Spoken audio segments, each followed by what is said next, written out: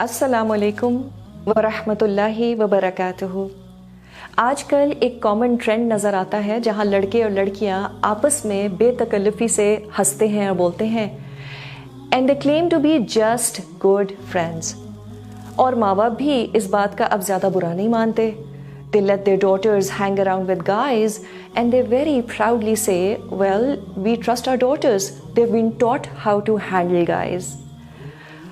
और फिर ऐसे ही पेरेंट्स शदीद परेशान पाए जाते हैं जब उनकी बेटी या बेटा किसी गैर मुनासिब शख्स के साथ इन्वॉल्व हो जाते हैं। उनसे शादी की बात करें तो मुश्किल फॉर वेरियस रीजंस, और शादी के बगैर उनके साथ ज़िंदगी गुजारे तब मुश्किल। कभी कभी इन्वॉल्वमेंट वन साइडेड होती है, ये एक और मुश्किल है, because they were just friends but now one of them is in love and the other isn't, ये एक और मुश्किल। So for a girl going out with a guy who she thinks is just a friend and having paratha and chai with him is problematic, because eventually it hurts one party or the other.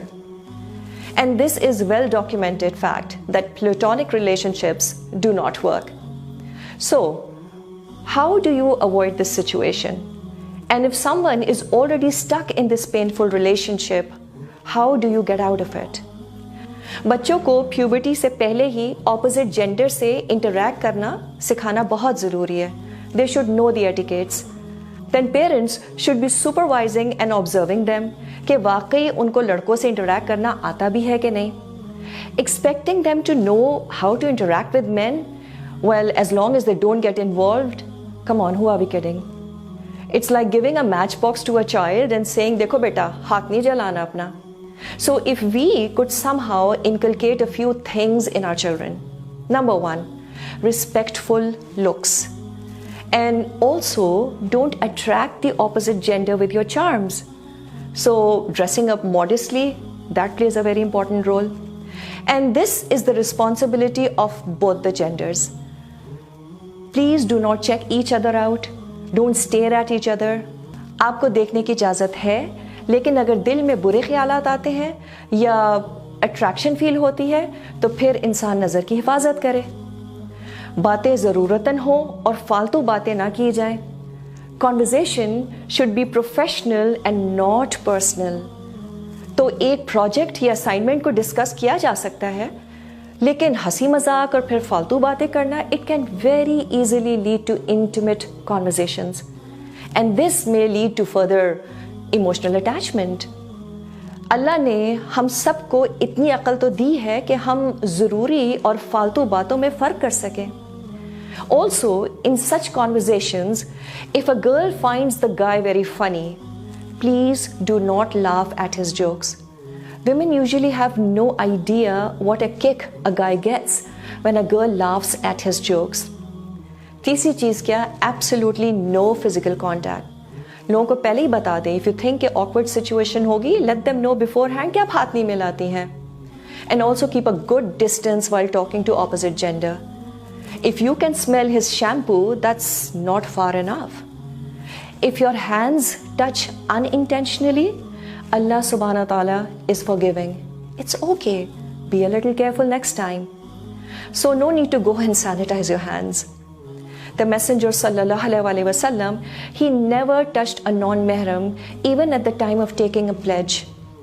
Last but not the least, avoid meeting in private. We all know the hadith कि एक मर्द और औरत जब अकेले होते हैं, so the third is shaitan. And this surely includes all social medias. Have your conversations in groups.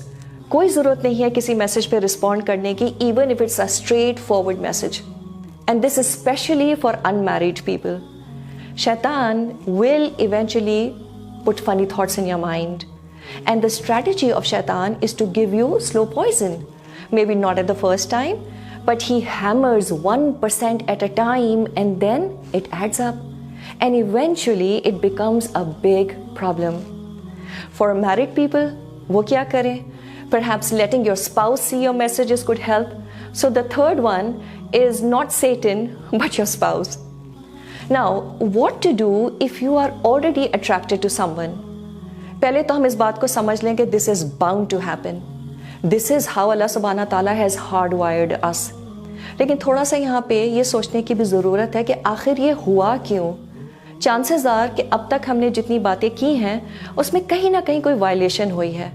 Gauge were not lowered, बेतकल्लुफ़ी का मामला हो, शायद फिज़िकल कांटेक्ट भी हो। कितनी इश्क की कहानियाँ तो साइबर लव होती हैं। Anyways, if the damage has been done, what now? अगर कोई मर्द आप में इंटरेस्ट शो कर रहा है, there is a proper way of going about it. And one of the best signs to know if somebody is serious in you is that you ask him, are you willing to talk to my dad? और बड़ों को involve करने का मतलब हरगिज ये नहीं होता कि अभी शादी करनी है. It only shows how serious he is about the intention of marriage.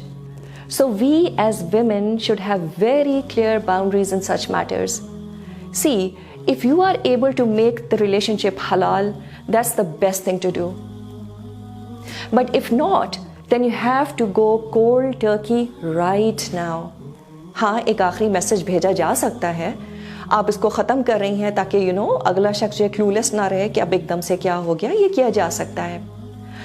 अल्लाह सुब्हाना ताला का वादा है कि अगर कोई इस ताल्लुक़ को अल्लाह के लिए ख़त्म करेगा, वो उसे ज़रूर हलाल और बेहतर नेमुल बदल देगा.